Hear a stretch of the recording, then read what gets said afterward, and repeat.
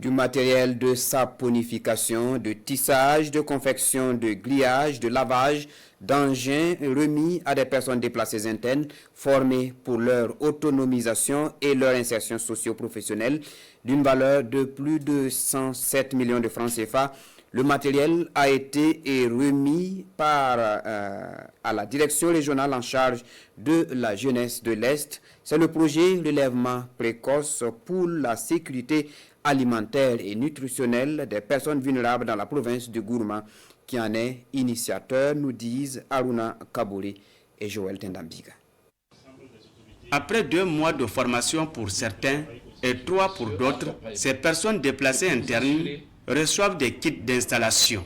Une initiative de la direction régionale en charge de la jeunesse et ses partenaires. 1800 personnes bénéficient de matériel en vue de leur insertion socio-professionnelle. Au lieu de passer le temps à donner du cash aux déplacés internes, dans la dynamique aussi du gouvernement de pouvoir travailler de sorte à ce que les PDI puissent se prendre en charge, le PAM s'est mis également dans cette dynamique et c'est dans ce cadre justement que le projet a été initié. Cette dotation à ces apprenants s'inscrit dans le cadre du projet Relèvement précoce pour la sécurité alimentaire et nutritionnelle des personnes vulnérables dans la province du Gourma. Ce sont des ovins qu'on m'a offert avec leur nourriture. Cela me permettra de les entretenir. La reproduction de ces animaux m'aidera à prendre en charge ma famille.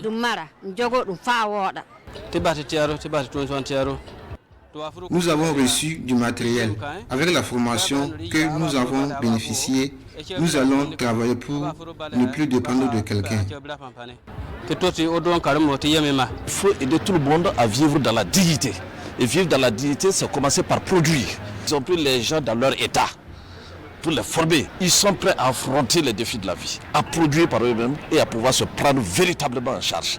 Après la supervision de la formation de ces artisans dans les centres de métiers, la direction régionale en charge de la jeunesse entend faciliter leur autonomisation socio-économique.